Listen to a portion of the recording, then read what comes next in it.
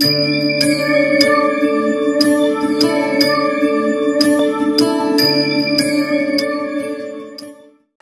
দর্শক বন্ধু, speech of astrology চ্যানেলের পক্ষ থেকে আমি শ্রী সুমন চন্দ্র আপনাদের সকলকে স্বাগত জানাই। আজকের এই ভিডিওটি অবশ্যই একটি গুরুত্বপূর্ণ ভিডিওটিতে আপনারা জানবেন 14 এপ্রিল 2024 সূর্যের উচ্চ রাশি মেষ রাশিতে গমনের ফলে আপনাদের জীবনে কী ধরনের ফলাফল আপনারা পেতে চলেছেন। মাইথোলজি বা পুরাণ অনুসারে সান অর্থাৎ সূর্য গ্রহকে রাজা হিসাবে আখ্যা দেওয়া হয়েছে। সূর্যকে এক্ষেত্রে সব গ্রহদের থেকে শ্রেষ্ঠত্বের উপাধিতেই রাখা হয়েছে। বাকি গ্রহেরা সূর্য থেকে সৃষ্টি সৌরজগতেই বিচরণ করে থাকেন। ভৌগোলিক ব্যাখ্যায় সূর্যকে স্থির একটি নক্ষত্র বলা হলেও জ্যোতিষশাস্ত্রে 9টি গ্রহের মধ্যে সূর্য একটি অন্যতম গ্রহ হিসাবেই জানা হয়ে থাকে। সূর্যের অত্যাধিক তেজের কারণে সূর্যকে পাপ গ্রহ বা ক্রূর গ্রহ হিসাবেও জানা গিয়ে থাকে। রাশিচক্রের 12টি রাশির মধ্যে সিংহ রাশির মালিক হিসাবেও সূর্যগ্রহকেই জানা যায়।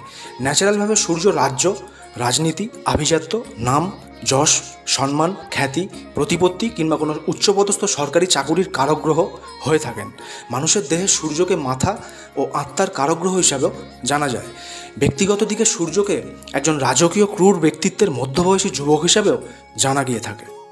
তো দর্শক বন্ধু, 14 এপ্রিল সূর্যের উচ্চরাশি মেষে এই মহাসঞ্চার তার অবস্থান ও দৃষ্টি সাপেক্ষে কুম্ভলগ্ন, কুম্ভ রাশি, অ্যাকোয়ারিয়াস স্থানের জাতক জাতিকাদের কী ধরনের ফলাফল দিতে চলেছেন এবার সেই বিষয়ে আলোচনায় আসা যাক। কুম্ভলগ্ন বা কুম্ভ রাশির জাতক জাতিকাদের ক্ষেত্রে সূর্য কুম্ভ সাপেক্ষে সপ্তম ভাব সিংহ রাশির অধিপতি।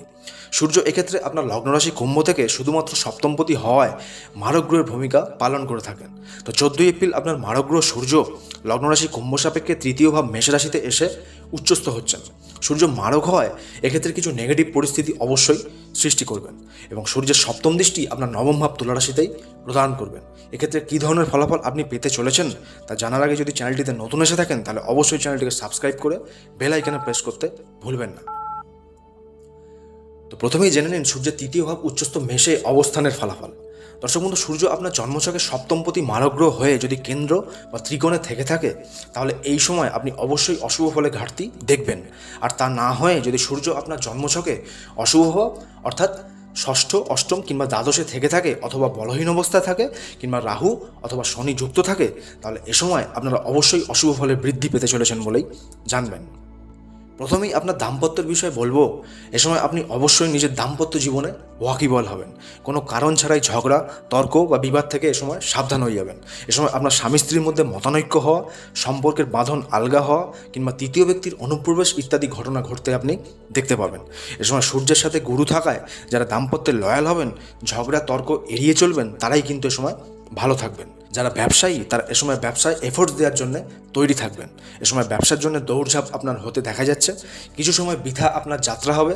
এ সময় আপনার দরকার কোনো গুরুজনের সুপরামর্শ যা আপনার ব্যবসায় প্রোগ্রেস বাড়াতে সাহায্য করবে। যারা পার্টনারশিপ ব্যবসা করে থাকেন তারা এ সময় বুঝে শুনেই চলবেন। পার্টনার আপনার ওপর কর্তৃত্ব করতে চাইবে, তাতে আপনি ঠান্ডা মাথায় এই ব্যাপারে বিচার বিশ্লেষণ করবেন। রাগের মাথায় তাকে খারাপ কোনো কথা কিন্তু বলতে এ সময় যাবেন না। সূর্য এ সময় আপনার পরাক্রম বাড়াতে চলেছে, তবে পরাক্রমী হয়ে কোনো গুরুস্থানীয় ব্যক্তিকে মানসিক আঘাত করা থেকে সাবধান হয়ে যাবেন। এ সময় আপনার পরাক্রম নিজের কাজে লাগালে তা অবশ্যই কিন্তু সফলতা দিতে পারে বলেও জানবেন।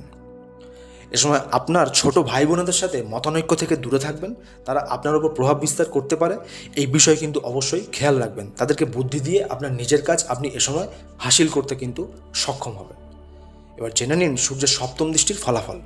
সূর্য মেষে থেকে তার সপ্তম দৃষ্টি আপনার নবম স্থান তুলা রাশিতে দেবেন, যার ফলে এ সময় আপনার জন্মস্থান থেকে দূরে বিবাহযোগ আসতে দেখা যাবে কিংবা বিবাহের জন্য সম্বন্ধ দূর থেকে আসবে বলেও জানবেন।